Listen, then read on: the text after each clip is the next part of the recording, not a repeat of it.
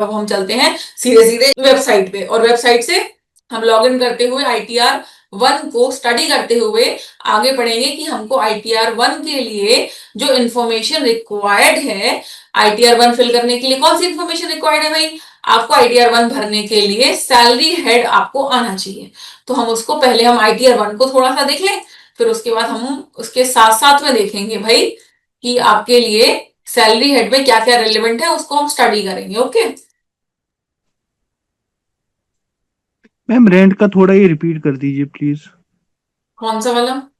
Rent वाला ना, जो आपने रेंट कहा था।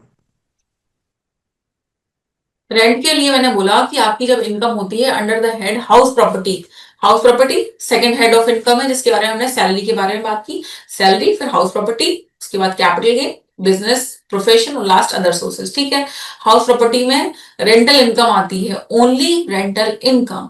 ओनली रेंटल इनकम मतलब जो भी आप असेसी हैं उससे मैटर नहीं करता। हो सकता है आप बिल्डर हो, आपका काम ही है घर बनाना, तो उसके पास भी जो घर होते हैं और उनका भी जो रेंट से पैसा आता है वो भी हाउस प्रॉपर्टी में ही टैक्सेबल होता है।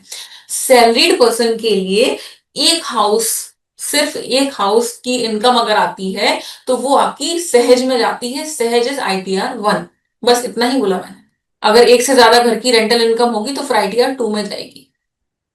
चलिए, आप अभी स्क्रीन देख रहे हैं, मैंने आपके लिए खोला हुआ है eportal.incometax.gov.in। ओके, हमने जैसे ही लॉगिन किया, आपके सामने ही लॉगिन किया, हमारे पास में पेज खुल के आता है इनकम टैक्स रिटर्न। हमने उसमें सिलेक्ट करना है असेसमेंट ईयर। असेसमेंट ईयर हमारे पास में एप्लीकेबल जो अभी करंट है 24-25 की रिटर्न आप फाइल करके आए हैं, और हम उसी के रेलेवेंस में ही सीखेंगे। तो हमने असेसमेंट ईयर जो है वो टाइप किया 25-26। ऑनलाइन मोड हम देखेंगे और कंटिन्यू करेंगे। यहां से होगा user can select type of ITR applicable letter. कौन सी आईटीआर के बारे में बात कर रहे थे हम कर रहे थे आईटीआर 1 के बारे में बात। ठीक है, तो स्टार्ट न्यू फाइलिंग पे आएंगे हम, और हमने देखा कि आईटीआर 1 हमने देखना है। आईटीआर 1 किसके लिए होता है? मैंने आपको बोला था कि वो सिर्फ इंडिविजुअल के लिए होता है। क्यों होता है इंडिविजुअल के लिए? क्योंकि सैलरी जो है ना एचयूएफ को नहीं मिलती।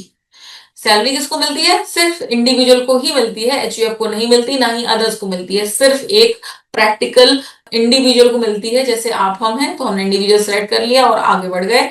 उसके बाद में हमको सिलेक्ट करना है, you need to choose an ITR form to proceed. ITR हम 1 के बारे में बात कर रहे हैं। ठीक है, आप help me to decide which ITR form to file, तो यहाँ पर वो आपको हेल्प कर देंगे कि आपको कौन सी आईटीआर फिल करनी है। हमने आईटीआर 1 जैसे ही सिलेक्ट किया तो वो आपको इन्फॉर्मेशन दे रहा है। यहाँ पे क्या इन्फॉर्मेशन भाई, जरा रीड कर लेते हैं। वो इन्फॉर्मेशन दे रहा है कि आप रेसिडेंट हैं, रेसिडेंट के साथ में आपकी having total income up to 50 lakhs है। 50 लाख तक की इनकम के लिए ही आप आईटीआर 1 फाइल करते हैं। अगर 50 लाख से ऊपर की इनकम बढ़ेगी आपकी तो आप आईटीआर 2 में शिफ्ट हो जाएंगे। Having income from salary, 1 house property, भाई 1 हाउस प्रॉपर्टी, ठीक है, एक ही घर। फिर उसके बाद में आ जाते हैं हम अदर सोर्सेज। अदर सोर्सेज में मैंने आपको बोला था सेविंग अकाउंट से आपकी इंटरेस्ट वगैरह की इनकम आ रही है। आपने लोन पे भी दे रखा है, मान लेते हैं किसी को, फ्रेंड्स रिलेटिव्स को, और वहां पर भी आपका अगर इंटरेस्ट इनकम आ रहा है तो वो भी हम इसमें आईटीआर 1 में ही डालेंगे।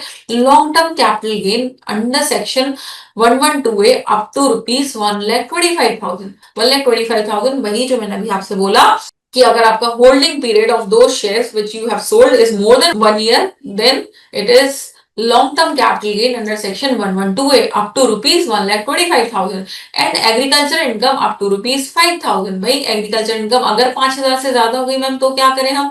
तो भाई अगर आपकी 5,000 से ज्यादा हो गई तो ऑब्वियसली वो एग्जेम्प्ट तो है नहीं, क्योंकि अगर आपकी एग्रीकल्चर इनकम, खेती बाड़ी से इनकम अगर 5,000 तक है तो वो क्या होती है? टैक्स फ्री होती है, इसलिए आईटीआर 1 में आ जाती है। लेकिन सपोज करते हैं आपकी इनकम जो है वो एग्रीकल्चर में ज्यादा है, 5,000 से ज्यादा है, और साथ में आप क्या है, आप सैलरीड एम्प्लॉय हैं, तो हम आईटीआर 2 भरेंगे। अगर आपकी सैलरी इनकम नहीं है, मैंने बोला अगर आपकी सैलरी इनकम नहीं है लेकिन आपकी एग्रीकल्चर इनकम जो है वो ज्यादा है, अगर वो ज्यादा हो जाएगी तो हम आईटीआर 3 में जाएंगे। तो हमारी एग्रीकल्चर इनकम अगर अप टू 5,000 है तो वो टैक्स फ्री होती है। मैडम मेरा ऐसा क्वेरी था कि अभी मेरा सैलरी इनकम 0 है, खाली एग्रीकल्चर से मेरा इनकम आ रहा है, वो भी 5,000 से ज्यादा, तो भी मैं क्या करूं?